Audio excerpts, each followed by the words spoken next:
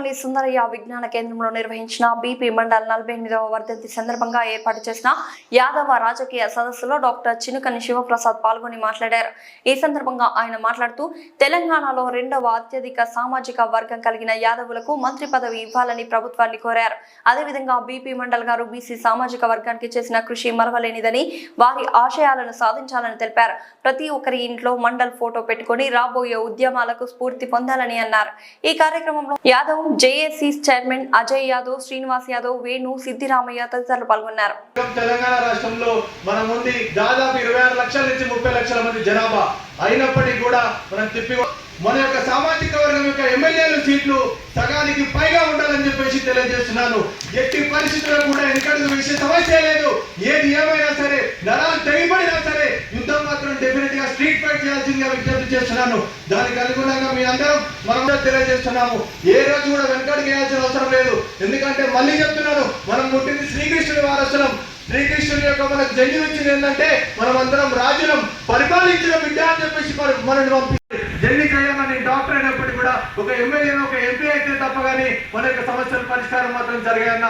కాబట్టి మళ్ళొకసారి చెప్తున్నా, ఆ ముఖ్యమంత్రి సీట్ కూడా మన గురించి వెయిట్ చేస్తున్నా. ఆ ముఖ్యమంత్రి సీట్ కూడా మనలే కావాలనుకుంటుంది. కానీ మనం మాత్రం వెనకకి పోతున్నాం. 2029లో ఎవరికి డౌట్ ఉండాల్సిన అవసరం లేదన్నా. సీటు మాత్రం మనదే, ముఖ్యమంత్రిలో కూర్చునేది కూడా మనమే అని చెప్పేసి సగర్వంగా ఈ యొక్క సుందరయ్య విజ్ఞాన కేంద్రం నుంచి తెలియజేస్తున్నానన్నా. మీకు ఎవరికి కూడా డౌట్ ఉండాల్సిన అవసరం లేదు. ఎట్టి పరిస్థితుల్లో ఏ సమస్యలు ఉన్నా, ఏ ప్రాబ్లం ఉన్నా మాలాంటి సంప్రదించండి. డెఫినెట్ గా మనందరం కూడా కలిసికట్టుగా యుద్ధం చేద్దాం. ముఖ్య విషయం ఇంకోటి, మూడో విషయం నేను కంట్రోల్ చేస్తా అన్నా. ఇప్పుడున్న ప్రస్తుత కాంగ్రెస్ ప్రభుత్వంలో మన యొక్క యాదవ్ ఎమ్మెల్యేలు ఉన్నప్పటికీ కూడా, ఒక యాదవ్ ఎమ్మెల్సీ ఉన్నప్పటికీ కూడా, అయినప్పటికీ కూడా మినిస్టర్ పదవి ఇవ్వడానికి ఎందుకు ఎదుగా ఆడుతున్నారు. ఈ వేదిక నుంచి గౌరవ ముఖ్యమంత్రి గారికి నేను విజ్ఞప్తి చేస్తున్నా, డిమాండ్ చేస్తున్నా, మీరు కనుక ఈ యొక్క నెక్స్ట్ క్యాబినెట్ ఎక్స్పాన్షన్ లో యాదవులకి మంత్రి పదవి ఇవ్వకపోతే తస్మాత్ జాగ్రత్త అని చెప్తున్నా. జిహెచ్ఎంసీ ఎన్నికల్లో మీరు ఎట్లా చూస్తారో బరాబర్ చూస్తామని చెప్పేసి తెలియజేస్తున్నాను. మీరు కనుక యాదవ్ సామాజిక వర్గానికి మంత్రి పదవి ఇవ్వకపోతే మీ యొక్క రోజులు కూడా దగ్గర వస్తారని చెప్పేసి తెలియజేస్తున్నాను.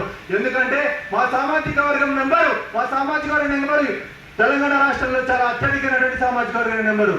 మేము శాసిస్తే డెఫినెట్ గా మీ కుర్చీలు కూడా కలుగుతాయని చెప్పేసి తెలియజేస్తున్నాను. మా మీద ఎన్ని కేసులన్నా పెట్టుకోరి, ఎన్ని ఇంటెలిజెన్స్ రిపోర్ట్లైనా పంపించుకోరి, తగ్గేదే లేదని చెప్పేసి తెలియజేస్తున్నాను. ఇక్కడికి వచ్చిన వాళ్ళు మనందరూ కూడా ఆ ధైర్యంతోనే ఉన్నారని చెప్పేసి తెలియజేస్తూ, మాకు గనుక మంత్రి పదవి ఇవ్వకపోతే రేపు పొద్దున ముఖ్యమంత్రి పదవి